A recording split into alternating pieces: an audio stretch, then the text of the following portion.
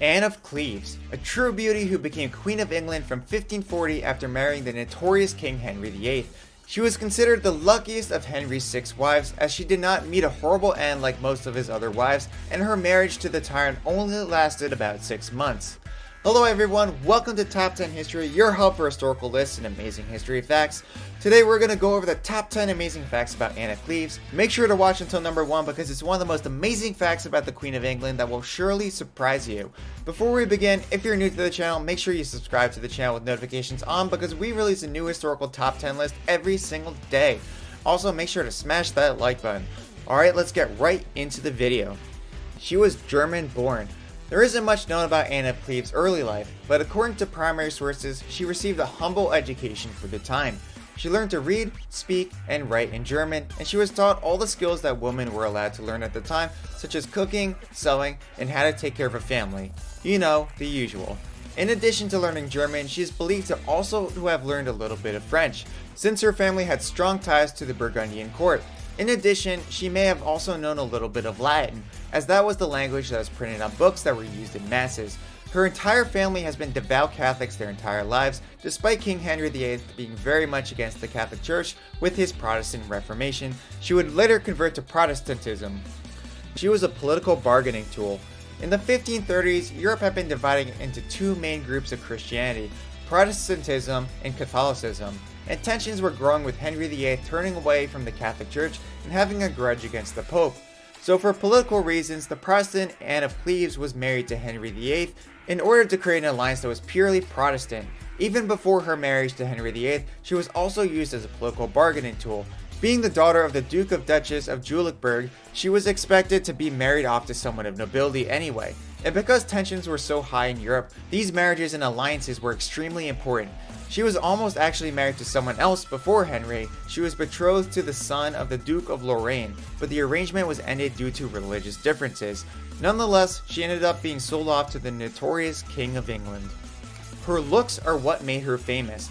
Imagine that when you die, the only thing people remember about you are your looks, whether they be good or bad. It would feel really weird, right? Well, that's probably how Anne of Cleves feels in the grave, since the history books seem to only be focused on her appearance. And of course, there is a reason for this. After ending his third marriage, Henry VIII was looking for a new wife, but the only thing that he really cared about was if his next wife would be pretty or not. Painter Hans Holbein the Younger was tasked with painting a portrait of Anne of Cleves and her younger sister. Henry was so infatuated by the portrait that he declared that she would be his next wife. However, when Henry met Anne in real life, he was absolutely disgusted and declared she was ugly. He even accused Holbein of tricking him by making Anne appear prettier in the portrait. Henry even refused to even consummate the marriage, which was probably for the best for Anne's sake, being that Anne was 24 and Henry was 48. Another theory to why Henry might not thought Anne to be attractive was because the English and Germans at the time had very different ideas of fashion, which may have played a role in her perceived appearance. Her marriage to Henry started awfully. Imagine having been forced to marry some obese man that is over twice your age, and then that person calls you ugly from the very first day until you inevitably get divorced half a year later. Well, that's pretty much how Anne's marriage to Henry played out. Before they were matched, Anne and Henry had never met, and there is no known record of how Anne felt about her betrothal to Henry, so we can only imagine how she truly felt about it. When Anne arrived in London, Henry decided to surprise his fiancée with a tradition of chivalric love, in which he would come into her room with a mask and, demonstrate affection. However, since Anne had no idea what Henry looked like, being that they have never met, to her it just looked like a masked stranger entering her apartment in an attempt to snog her. She simply just pushed him away and demanded that he identify himself. This of course pissed Henry off and he stormed away angrily. A very rough first encounter for those who are supposed to be married. They never consummated their marriage. Anne of Cleves and Henry VIII were married on January of 1540, and I kid you not, the day after their wedding, Henry claimed that he could not and will not consummate the marriage, with his claim being that Anne was so ugly that he would never be able to be aroused by her. Although it could also be that he held a grudge with her due to their very awkward first encounter that we just talked about.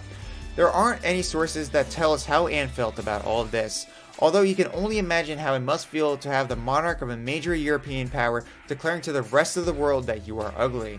But we can only imagine that since Henry was double Anne's age, was morbidly obese with a 52-inch waistline, and had smelly ulcers on his leg from a jousting accident that she may have felt quite relieved never to have had to sleep with him.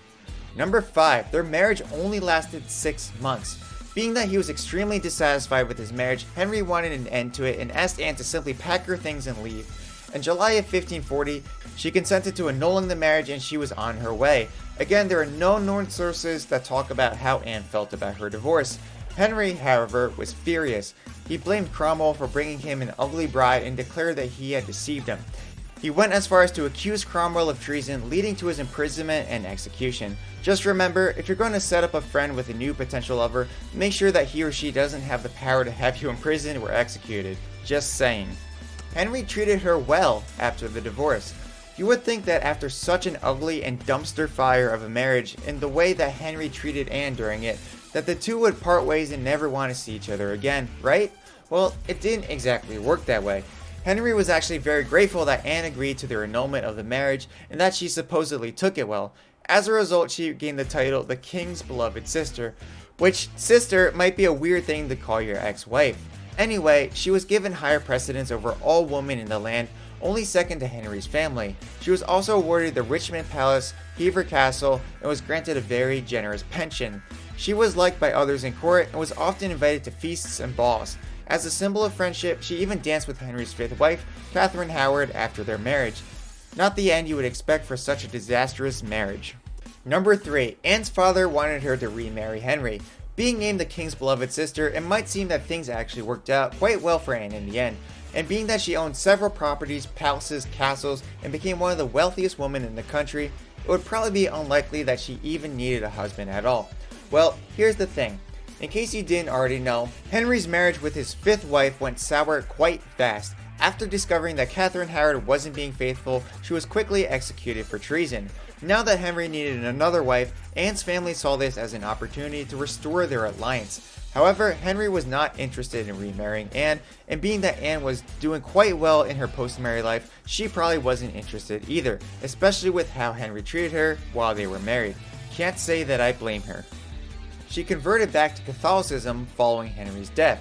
A big part about surviving in 16th century Europe is to be on the right side both politically and religiously speaking. Henry VIII hated the Catholic Church, causing Anne to convert from Catholicism to Protestantism. Well, after Henry VIII's death and the death of his final wife Catherine Parr, Queen Mary took over. Anne was technically Mary's stepmother, even though the two were close in age, which is sort of how family trees worked back in those times. Since Mary was Catholic, Anne converted back to Catholicism in order to be looked at in the best light by the new queen.